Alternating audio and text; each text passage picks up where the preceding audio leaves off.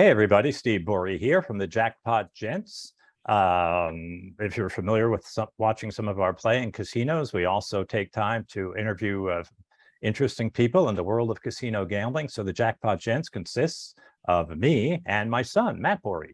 How's it going, everybody? And we have two special guests with us today. This is John and Christina Mahaffey from VegasAdvantage.com. How are you guys doing today? We're doing great. How are you doing? Not too bad. And so I guess if people aren't familiar with your site, you want to give us a little rundown on what your site is? Well, we cover the Las Vegas market mainly, and the main segment of our site is pertains to table games, both electronic and live. And so we collect data twice a year, and we update the website with the information such as Blackjack rules, like a 3-2 payout, whether it stands on soft 17. Whether you can surrender, resplit aces. We also cover craps odds, whether the field pays triple, the number of zeros on roulette. Oh, perfect. So you guys are the perfect people to talk to about our video today, which is the best places to play in Las Vegas. So I guess we'll just hop right into it. So how did you two get involved in casinos originally? Well, in my younger years, I played poker for a living. And so I used to go down to Biloxi and would spend a lot of time down there. And as the years went by, it became a bit of a business, the poker side of it. First online poker, and later on we moved to Las Vegas and started covering the casinos here. And Christina was a teacher for a few years, and she joined me with this in 2020. So we've been doing this for almost 3 years together. Perfect. All right, so now a lot of what you do is what we used to do when we were doing the book. We used to put out a book called the American Casino Guide book, and every year we would put in this article, the best places to play, and we make one for Las Vegas and one for Atlantic City, one for Reno Lake Tahoe. So if people were planning a trip there, they could look at this information and plan their trip out so they would know that they were going to play the places that had offered the best games with the best possible odds. So now you've done that on your site, and you have it for table games as well as for electronic games. So let's take a look at this, and let's start with table games. So what do you have on your site about blackjack? Well, so we visit, I believe there's 72 casinos in Las Vegas that deal blackjack. And so we go to every one of them and we find their minimum bets, and we also double check the rules. We have to talk to the dealers and see if anything's changed since it's been through there last. So the website has, well, we sort it by minimum bet. That's kind of how we start, or we go by casino. And then whether there's a variant, free bet blackjack is by far the most popular variant today, but there's still a few more out there. And then we also, on the strip, so many of these blackjack tables pay 6 to 5. And so we break it into where you can find the 3-2 games. We do mention the 6-5 games, but they're not a major focus because most people, they're here to look for the 3-2 games. They don't want to look for a bad payout. They want to find the good one. Mm-hmm. Yeah, we get questions a lot of time from people saying, where can I go to find out where I can get 3-2? But one question for you on this is, if you're going to get a 3-2 payoff, and we're talking about 3-2 for blackjack. So if you bet $10, you'd win 15, rather than 6 to 5, where if you bet $10, you'd only win $12. So naturally, you want to find that 3-2 game. But a lot of casinos, they will give you the 3-2 payoff, but they will raise the minimum bet. Do you find that's the case in most instances? Yes, especially on the strip, south of the central or south part of the strip. That's especially true. There's some casinos you'll have to pay $100 to get 3-2. 50s become pretty common. 25 and 50 are the two most common numbers today, but there are a lot more 50 than there were 6 months ago. The further you get north on the strip, the better that gets. That means closer towards like downtown and towards Stratosphere and all towards that. Exactly. Area. Stratosphere and Treasure Island are the two best ones for that. You can always find, or almost always find, a $15 3-2 game at those places. You might find a 10, especially at Strat. But those are becoming a thing of the past, everywhere else. Down here in, I almost said down here in Vegas, down here in South Florida, where we're at the Seminoles at the Hard Rock, they have sort of started sprinkling in a lot of 6 to 5 tables, and they have one area of the casino, it's like raised up. I call it the mini high limit room, where it's maybe during the week it's 25, but on the weekend it's pretty much 50 minimum. But they have 3-2 tables, and they stand on soft 17. So they've got pretty generous rules once you get up to the $50 bet level. We're finding that here too. The Caesars properties have done some strange things. A lot of them have taken 3-2 blackjack entirely off the floor, but at the same time, they've lowered the limit for their stand on soft 17 high limit game to $50. It used to be 25 on the floor and 100 for high limit. And now that they've kind of met in the middle and have made the high limit $50 pretty often, not at Caesars Palace, but it's some of the other ones. Mhm. But then there's no other 3-2 games anywhere. You can't find a $25 game on the floor at all. It's all 6-5 otherwise. Okay, and then what about roulette? I guess you just track who has single zero, who has double zero, and I guess now the dreaded triple zero, right? Right, and there's a fourth type that's European roulette. So we break single zero up into two different types. One has the la partage like you'd find in Atlantic City on the double zero tables, where if you bet an even and it lands on zero, then you get half your money back. So we have some high limit single zero tables that are called European roulette that offer that rule. None of the double zeros do. I almost fell off my chair. I thought you were going to say there's quadruple zero now. No. Not yet. Give them a few years, somebody will roll it out. And we've been finding triple zero. Christina handles the electronic table games. We've been finding triple zero roulette on video machines, and that's No way. quite Really? stunning. Yeah. Wow. Wow. And is it still the same case where it used? I'm just sort of asking all these questions because we used to do this several years back. It's still the same case where the single zero tables are only going to be in the high limit rooms, really, on the strip. There are, as far as I know, there are 3 single zero tables that are on casino floors. One is at Plaza downtown. It's the only one downtown single zero anywhere, and you can get on that game for $15 usually. The other 2 are one's at MGM Grand and one is at Bellagio, but that's $100 game. Sometimes it's $200 or $300. It might as well be in the high limit room. It just happens to be on the floor because it is a three-digit minimum bet almost always. Right after the pandemic reopening, I saw some of the MGMs had $50 European roulette, but it's been about 2 years since I saw that. And then I guess what about craps? I'll go ahead and ask this question. Let me before you go to craps, let me ask this about roulette though, please. Now, for people not familiar with it, because a lot of people, they are not familiar that the more zeros that there are in the wheel, the worse it is for you as a player. If the house edge, if there's 1 0, the house edge is 2.70%. If there's 2 zeros, the house edge jumps to 5.26. And if there's 3 zeros, I think it was at 6.89. So a question for you, you were talking about this le partage on single zero. Is that, so that would be, if you make an even money bet, which would be red, black, odd, even, high or low, that would cut the edge from 2.70% down to 1.35%. That is correct. Those 6 outside even money bets are going to go to 1.35%.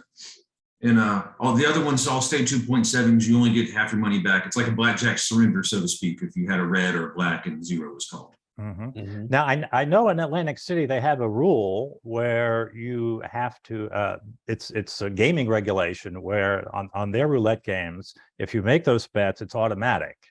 It's on every single roulette game, correct? It's on the double But zeros. it's on there, double single zero. zeros, right? Yeah, but it's only on a double zero wheel. If it's a single zero wheel, they won't do that.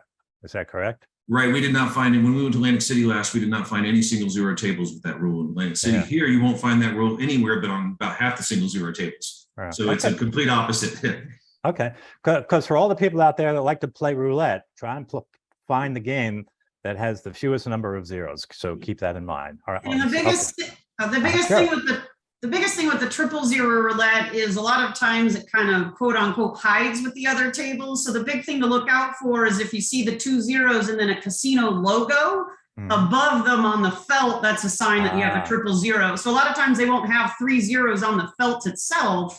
They have a single zero, a double zero, and then the casino logo is your 3rd zero. So just something else to kind of look for, if you're looking at live tables, to avoid ones that have that logo above your 2 zeros. Yeah, you never want to play triple zero roulette. She's also found some interesting things on these video roulette machines where the straight bets don't pay correctly. And so they'll have a single zero on there, but then they'll pay you 31 on a straight. Oh, okay. Something else to be aware of. We had not heard of that before, so that's something new. Yeah, I think one of the last times I was in Vegas, well, not the last time, but the first time I saw the singles or the triple zero wheel, it was right when the Vegas Golden Knights had debuted, and that was the triple zero was the Golden Knights logo. Oh, not good advertising. Yeah, so they got to squeak that in there. And now, so I guess now back to my question is, what about craps? I guess you're gonna. Is there still anywhere that has 100 times odds? Not right now, but the rebranding of Bally's to Horseshoe, these regional horseshoes have 100 times odds. So I'm wondering when Bally's officially becomes Horseshoe, maybe that's why Caesars took it away from Cromwell, because they wanted to get you for a couple of years wondering what happened to it and use it as part of the promotion. So, I can't say it with certainty, but I predict we'll have 100 times at Horseshoe when all that is said and done. The highest right now is 20, and that's at Main Street Station in Samstown. And then for those not aware, the odds on craps is you can make the pass line or the don't pass bet or the come and the don't come bet. And then they let you put behind it what's called the free odds. It's the only bet you can make in a casino that has no house edge, but it's tied to those other 4 bets that do have a house edge. And so if, for instance, the higher the odds, the lower it's going to make the overall house edge on those 2 bets. So most places is most places what it's 3, 4, 5, I think. 3, 4, 5. The strip is all 3, 4, 5 except for the Strat. They're 10 times, and everybody else is 3, 4, 5 on the strip. And you'll find 3, 4, 5 a few other places around the strip, a couple of downtown casinos, but it's otherwise it's usually 10 times.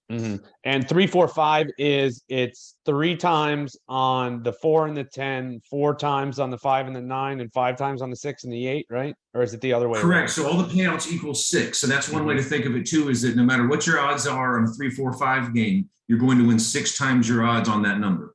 Yeah, and so if you play the don'ts, you're laying 6 times to win those numbers. And so, for instance, is the multiples that we're talking about is, say you put a $10 bet on the pass line, and they have 5 times odds, you can put $50 behind it. And where he was just talking about Main Street Station, it's 20 times odds. So if you put $10 on the line, you can put 200 behind it. So it gets while the house edge does lower quite significantly, it also, the volatility is going to shoot through the roof. Yes, you must have a big bankroll to play, especially because these 20 times odds games aren't $5 anymore; they're 10 or 15. And so, and another thing about Main Street Station is, they reopened very late and still have not fully reopened. That craps game is only open on Friday, Saturday, and Sunday. Oh, and then so the other thing that you track is going to be, you said what pays triple on the field, right? Right. Yeah, and then so the field bet, if you're not familiar with it, it's in the middle of the bet. It has a bunch of numbers listed, and if all those, it's a one roll bet. So you put the money there, and if any of those numbers that are listed come in, you get paid. And it's every number wins except for 5, 6, 7, and 8. Those numbers come in, you lose. If any other number comes in, you win. And the 2 numbers on the ends, 2 and 12, which are the hardest numbers to roll on a set of dice, on a regular table, they're going to pay double. Meaning, if you have a $10 bet, if you hit any of the numbers that aren't 2 and 12 that win, you're going to win $10. It pays even money. If you hit the 2 or the 12, you're going to your $10 bet is going to pay $20. But then there's some casinos that offer triple on one of those 2 numbers, on either the 2 or the 12. I think most of the time it's the 12. And so if you make a $10 bet and that comes in and the table says it pays triple, then you're going to win $30. And that lowers the house edge by, I think it almost cuts it in half, right? Yes. Yeah, it lowers it by, I think, 2.5%, something around there. And what are the casinos that offer? Is that still around? Yes, even on the strip, you'll find that the MGMs all pay triple on the field. Caesar's Palace does. Oddly, none of the other Caesars do, but Caesar's Palace has always been a bit of an oddity with some better rules than the other ones have. And then some of the independent ones pay triple. It's about 50-50 on the indies, because like Wynn pays triple, Venetian pays triple, but then like Sahara and Strat don't. And so, it's all over the place. About half of downtown pays it, about half the locals market, because none of the station casinos pay triple, but then all the Boyds do. And so, it's real hit and miss, and it's not consistent, even within the markets. And then the other thing is so if sometimes casinos will have a promo where they'll pay triple on both of them. And if they pay triple on both of them, there's no house edge at all. It's a free bet. But I think it was Downtown Grand when they first opened was offering that. I assume they don't do that anymore, right? I assume that was just a limited promotion. I do remember, I think it was them when they opened. And yes, I think that's the last time I've heard of such a thing. Okay. And then do you keep track of any of the wacky side bets you can do on craps, or no? Like the all small tall or the shooter or whatever they are? So we did add, for this last edition, we did add craps side bets. 2/3, 3/4 of the tables have them. The Little Big Boom or Bust was the number one. They all seem like they're close to the same to me, but they're all tall, small still out there. The fire bet's there a few times. The deeper you get into the locals market, the less likely there is to be a craps side bet. These are far more popular on the strip. Which I have to say, they're all terrible bets, but they're really fun bets. Those are my guilty. The all small tall is my guilty pleasure on the craps table. I love that bet. Yeah, Matt loves to play craps. I'm not a craps player. My craps days are behind me. But I wanted to ask about Baccarat, because Baccarat, I would assume, pretty much is the same at every single casino, and there's not going to be much difference. Whatever casino you go to, the rules are pretty much going to be the same. Yes, and it's the most popular game by table count in Las Vegas, because the higher end casinos on the strip will have dozens of these tables. And so even though you won't find many of them downtown or in the locals market, some of these casinos have 25 or 30 Baccarat tables, at least that we found. There are probably more that are in hidden rooms that we'll never be able to find. But the rules tend to be the same. The difference is really the minimum bets. And occasionally I'll see with the old style big table versions of it, but almost always it's going to be midi or mini. And it's just the quick deal. In the stadium version of it's becoming very popular too. Stadium version meaning the digital versions of it. Yeah, the electronic versions. So a lot of the stadium setups are becoming more popular in Vegas. They actually kind of appeared before the pandemic and disappeared, and then the pandemic kind of brought them back again. So they a lot of times will have a central station where there's either an auto roll or auto play like dice or big six wheel, and then they also have like video versions of Baccarat and Blackjack. Some of them will have a live dealer component where a live dealer comes and does a shared hand deal between anybody who wants to play the live game, or drops the ball in there for you for the roulette wheel instead of letting the machine do it automatically. So there's some variations there. We found that some of the stadiums actually have better rules than some of the live games. So not only in addition to lower limits, there's a couple of hidden gems on some of the stadiums and electronic games and stuff. The 3-2 Blackjack gets to be harder to find.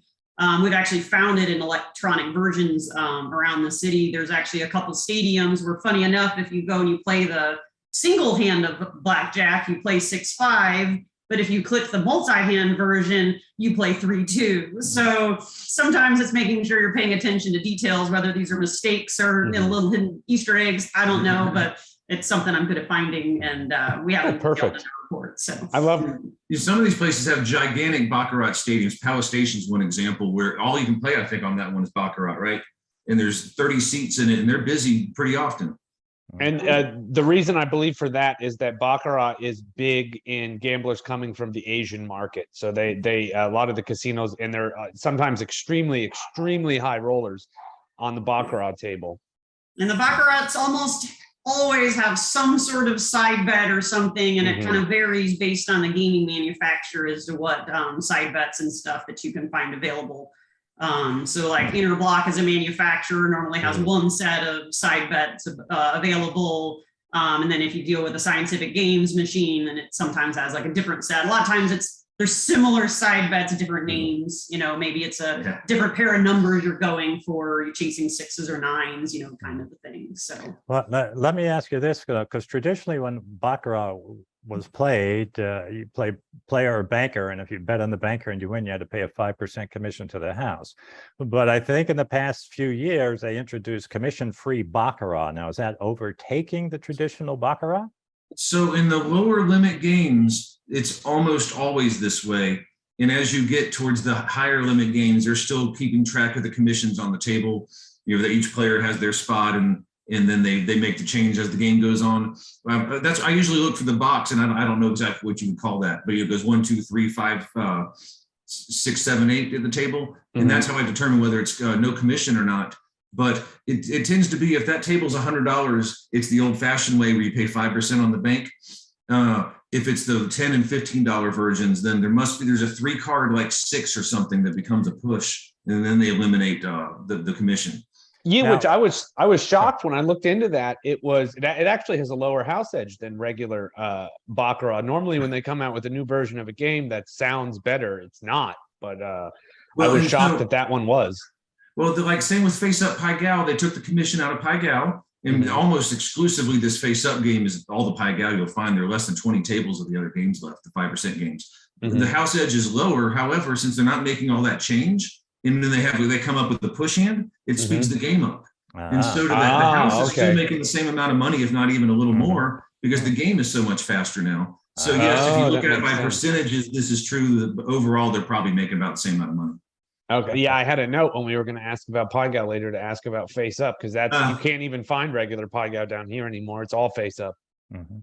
Yeah, even since our survey in the spring or whatnot, the number of face-up tables is almost doubled in the city. I mean, it's just crazy how many. We lost Fortune Pai Gow at a few more casinos and stuff just in the last 6 months where, it's moved over to face up instead of one of the. I'm looking at our numbers right here. There were, with all the face up Pai Gows, there's 127 face up. No, 128. No, 124, 3 and 1. So 128, and there's 19 of the old fashioned games. There's 13 Fortune wow. Pai Gow and 6 Emperor's Challenge. Wow. So, yeah, Difference. Yeah, so we're down, was that about 87 or 8%, I guess, of the Pai Gow is face up. And I'll tell you, when I went through here, I saw so few of these fortune tables open, even though the signs were there and the tables existed. Out of those 19, I'm going to say like 3 or 4 of them were open. And so in a lot of the places that have fortune have both, and they have face up open when they only have one game open. And you probably would have to go in on a weekend or have a host, request to get that table open is my guess. And then what about the carnival games like 3-card poker or Ultimate Texas Hold'em, stuff like that? Mississippi Stud, I guess. These are still pretty popular games. I get asked about Let It Ride a lot, that people can't find Let It Ride, but I believe there's still 20 of those or something, 26. There's 23 Mississippi Stud, 15 high card flush, and 15 I left suits. That's really 30 of the same game. And so, yeah, this is still 3-card poker is the most popular of that bunch, I think. No, UTH took it over. Ultimate Texas Hold'em is more popular than 3-card poker by a little bit now. But now, do you track which one has the lowest house edge? Because they can change. I mean, Matt plays this more than I do, but I they know can change the pay tables payoffs on 3-card poker. Right, on the pair plus and on the anti-bonus and stuff.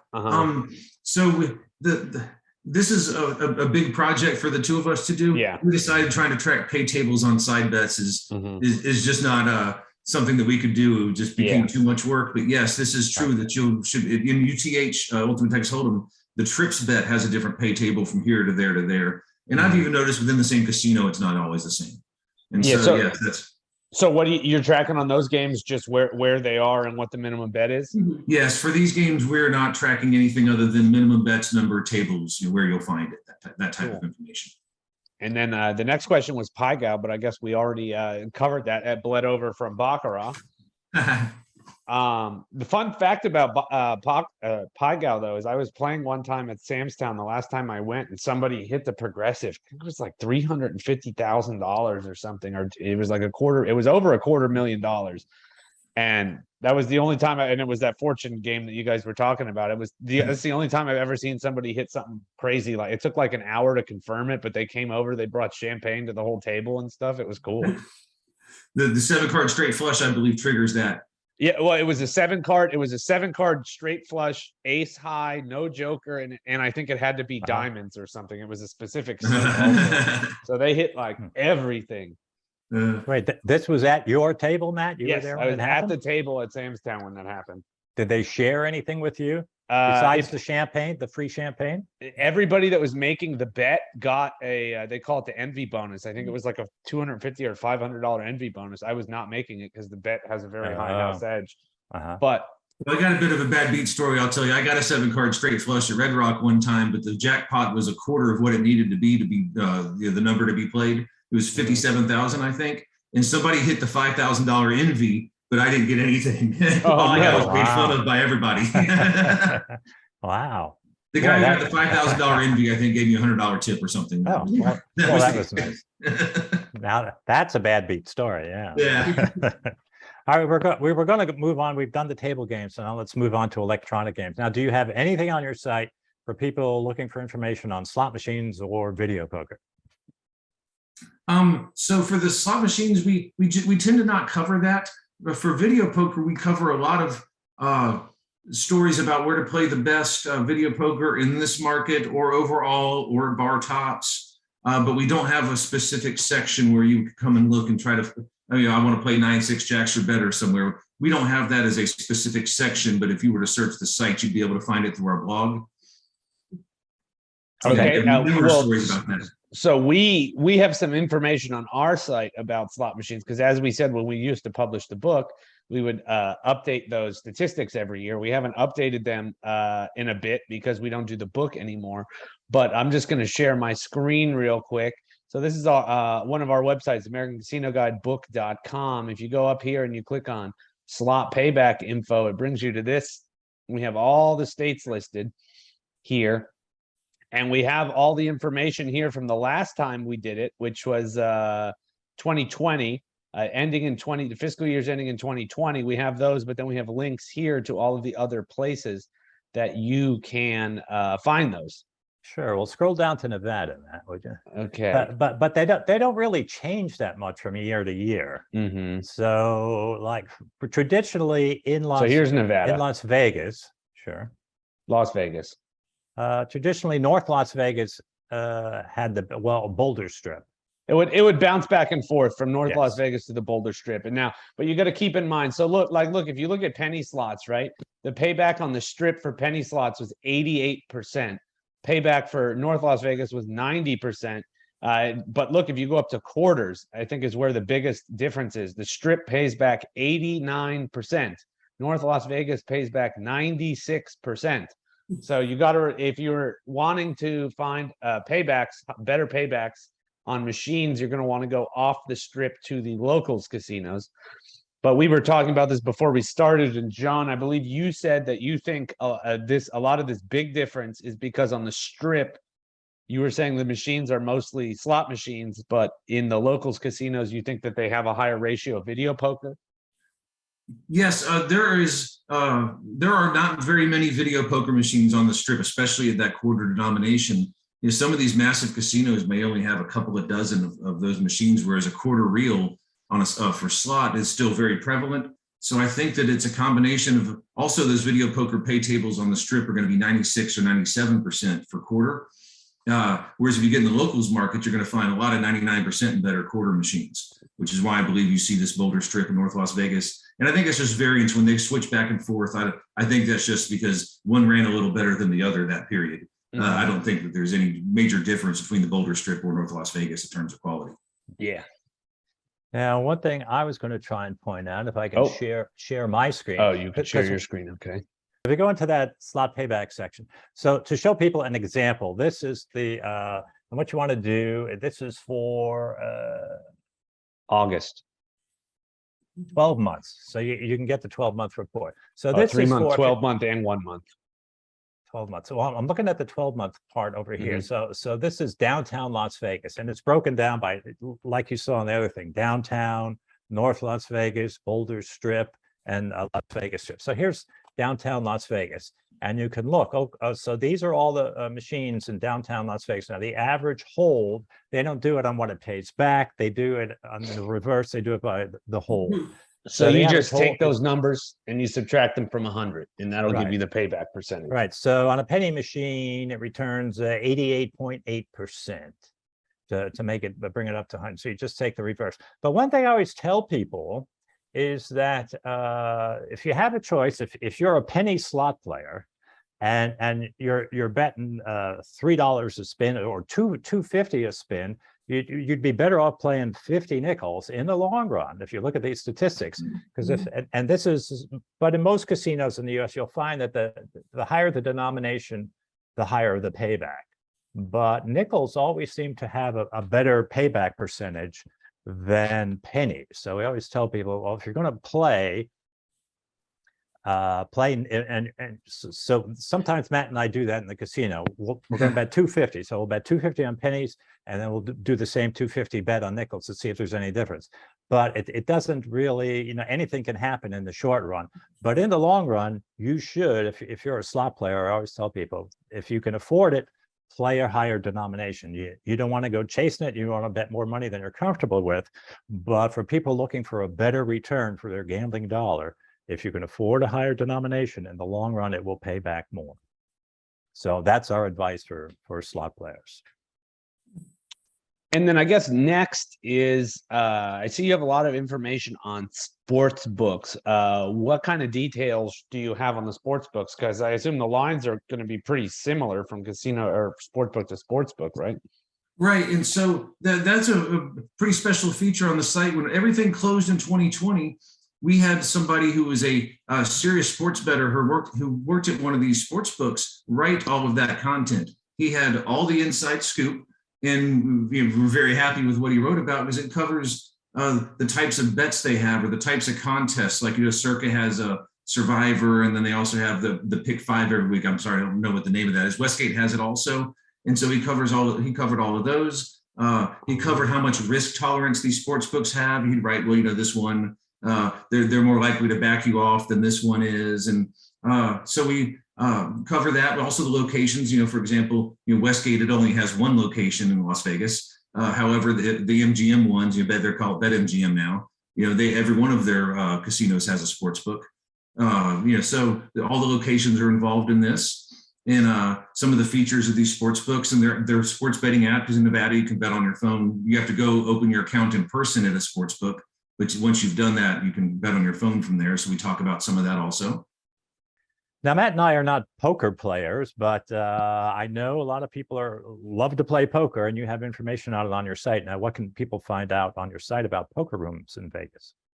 Well, we added that section to the site when the casino started reopening to keep track of which poker rooms came back. There were 31 poker rooms before the pandemic, and now there's 19 that have come back. So that kind of tells the story of how these poker rooms came back, what they offer, whether they're smaller or larger than before. And it's become more of a directory now of where you can play these games, the tournament schedules. And so we cover the 19 of them, and we talk about whether they only have No Limit Texas Hold'em. Some of these poker rooms offer Omaha or mixed games.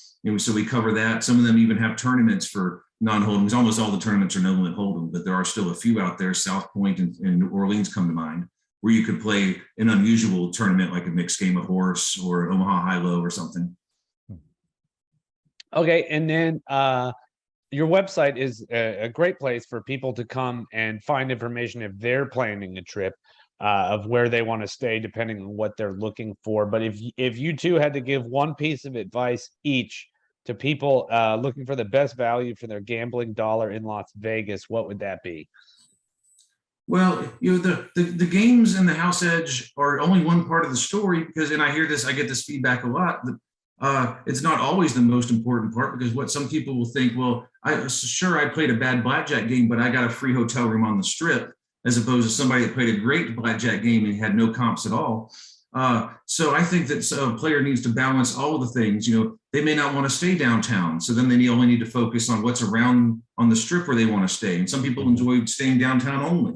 So the first thing I believe is you first need to decide where you want to stay, and then find the good games there, as opposed to staying somewhere based on just this information, because the Las Vegas experience is a little bit of everything. It's not just the gambling. I was going to ask about trip reports. In the past, I know I've been on your site and seen trip Wait, reports. we didn't get her advice. Oh, I'm out of order here. Sorry about that. Okay. My advice for people coming to look for stuff, honestly, is to know the game that you want to play, and then to know those little kind of things to look out for.